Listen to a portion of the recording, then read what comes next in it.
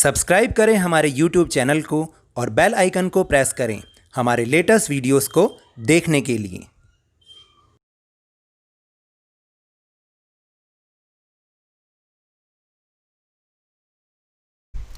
Hello and welcome to Lovneesh sir की class. आज की ये शिक्षा निदेशालय राष्ट्रीय राजधानी क्षेत्र दिल्ली की वर्कशीट नंबर 6 जो कि क्लास 8 के स्टूडेंट्स के लिए ही है, यह ली गई है विज्ञान विषय से और इसमें हम जिस टॉपिक को समझेंगे वह है सूक्ष्मजीव। आज हम उन्हीं के बारे में चर्चा करेंगे और जैसे कि आप सब जानते ही हैं कि इससे पहले भी जो 5 वर्कशीट रहीं उसमें भी हम इसी विषय को समझ रहे हैं, उस पर चर्चा कर रहे हैं और हमने ये जाना कि सूक्ष्मजीव क्या होते हैं, कितने प्रकार के होते हैं। बहुत सारे सूक्ष्मजीव हमारे काम आते हैं, हमारे भोजन को और नए नए भोजन बनाने में भी वो सहायक होते हैं। लेकिन पिछली बार हमने पढ़ा कि सूक्ष्मजीवों के कुछ उनमें ऐसे भी सूक्ष्मजीव होते हैं जो कि हमारे लिए नुकसानदायक होते हैं, हमारे भोजन को ख़राब कर देते हैं और उनसे हमें बीमारियां फैल जाती हैं। तो आज भी हम कुछ इसी तरीके की बात पढ़ेंगे और समझेंगे। तो चलिए शुरुआत करते हैं मेरे साथ और समझने की कोशिश करते हैं। बच्चों, अब तक आप जान चुके हो कि सूक्ष्मजीव बहुत छोटे होते हैं जिन्हें हम अपनी आँखों से बिना सूक्ष्मदर्शी के देख नहीं सकते। सूक्ष्मदर्शी से तो आप परिचित हैं ना कि सूक्ष्मदर्शी क्या होता है।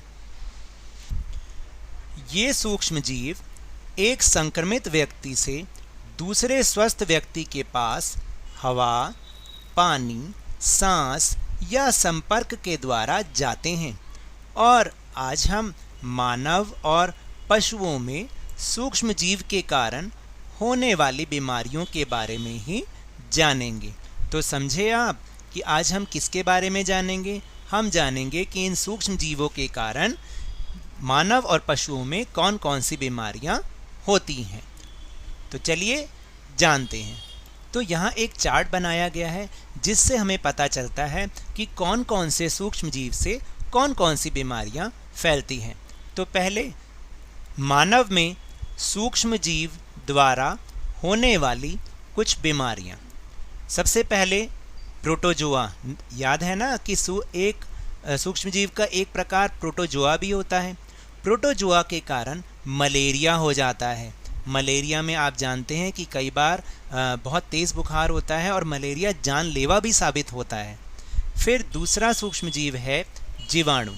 जीवाणु से क्या क्या रोग हो सकते हैं, जैसे कि क्षय रोग। क्षय रोग जानते हैं जिसे हम टीबी भी कहते हैं, आमतौर की भाषा में हम उसे टीबी कहते हैं। हैज़ा और आंत्रज्वर। आंत्रज्वर भी, ये तीनों की तीनों बीमारियां ऐसी हैं जो कि जीवाणुओं से होती हैं। फिर तीसरा जो सूक्ष्मजीव है वो है वायरस और इससे क्या क्या बीमारियां होती हैं। इससे होती हैं पोलियो, खसरा। खसरा क्या होता है, पूरे शरीर पर छोटे छोटे लाल लाल दाने हो जाते हैं। हेपेटाइटिस ए और चेचक। चेचक में क्या होता है, पूरे शरीर पर बहुत मोटे मोटे दाने टाइप हो जाते हैं। और वायरस का नाम सुन के आपको कुछ याद आ रहा है ना कि आजकल की स्थिति में वायरस से ही एक बहुत ही बड़ी महामारी फैली हुई है और वो है कोविड-19 कोरोना वायरस। तो देखा आपने कि ये सूक्ष्मदर्शी, ये जो सूक्ष्म जीव होते हैं, ये किस तरीके से बीमारी फैलाते हैं और ये बीमारियां हमारे जानलेवा साबित होती हैं। अब हम पढ़ेंगे और समझेंगे कि इन बीमारियों से कैसे बचा जा सकता है, यानी बीमारियों से बचाव के उपाय।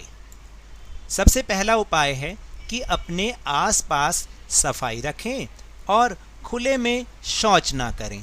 तो देखिए, सफाई का तो ऐसा है कि हम सबको सफाई रखनी ही चाहिए, चाहे उससे कोई बीमारी फैले या कोई बीमारी आसपास आपके फैल रही है नहीं फैल रही, लेकिन हमें अपने आसपास सफाई ज़रूर रखनी चाहिए। और दूसरी बात कि खुले में शौच ना करें, क्योंकि आपने देखा होगा कि गांव में भी कई लोग होते हैं और यहाँ पर शहर में भी बहुत सारे लोग ऐसे होते हैं जो कि खुले में शौच करते हैं, जिससे बीमारियाँ और ज़्यादा फैलती हैं।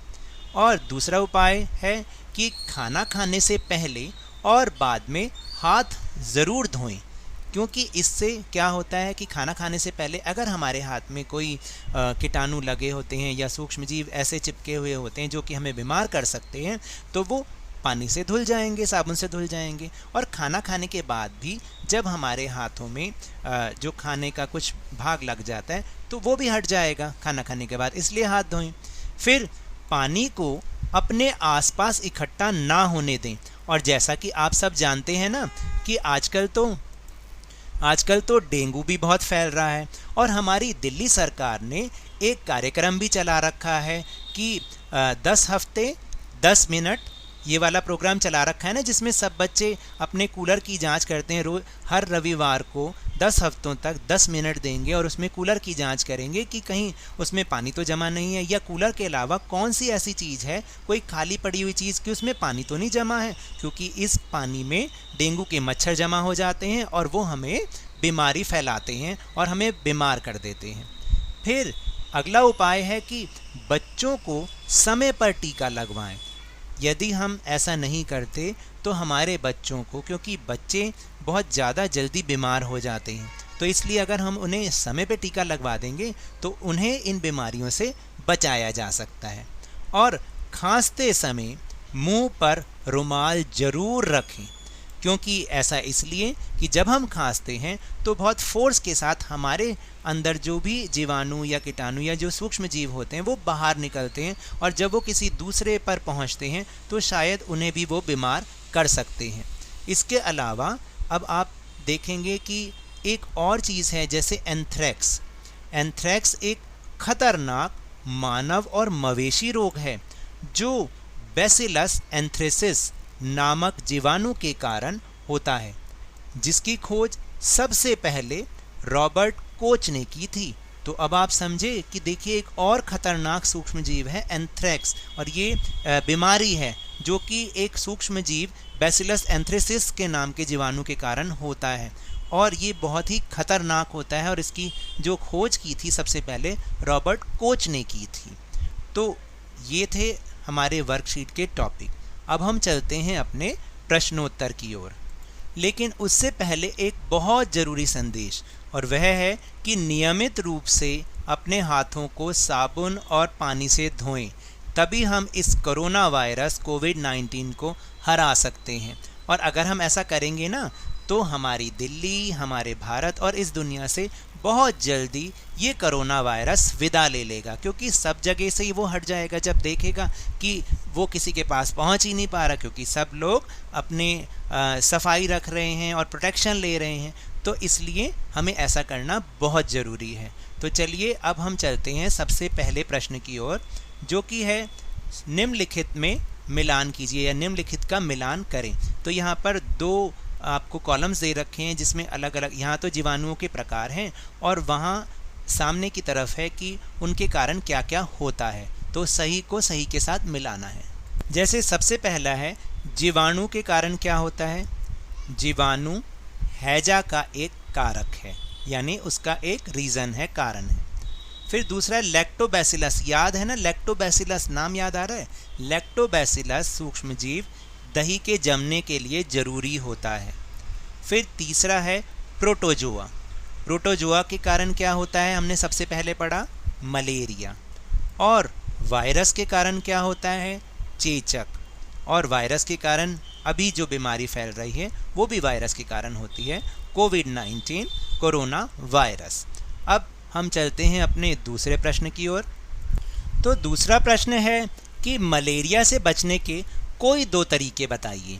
तो मलेरिया से बचाव के दो तरीके इस प्रकार हैं कि अपने आसपास सफाई रखें ताकि मच्छर पैदा ना हो, और पानी को अपने आसपास इकट्ठा ना होने दें, क्योंकि आप जानते हैं कि पानी में मच्छर पैदा होते हैं जिनसे मलेरिया भी हो सकता है, और आजकल जो डेंगू फैल रहा है वो भी हो सकता है।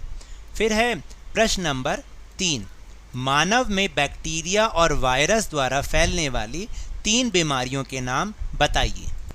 तो बैक्टीरिया मतलब जीवाणु, जीवाणु से कौन कौन से 3 रोग होते हैं, क्षय रोग यानी टीबी, हैजा और आंत्रज्वर।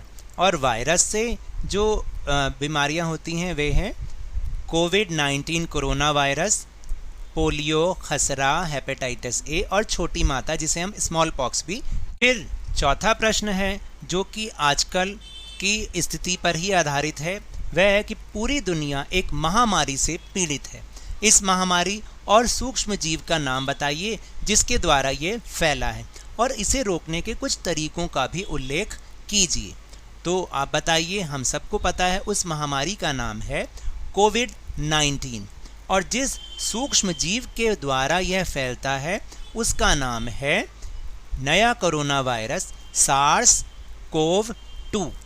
इसके सूक्ष्म जीव का नाम है SARS-CoV-2 और इसे रोकने के कुछ तरीके जो कि आप भी अच्छी तरह से जानते हैं, एक बार फिर से हम उन्हें याद कर लेते हैं।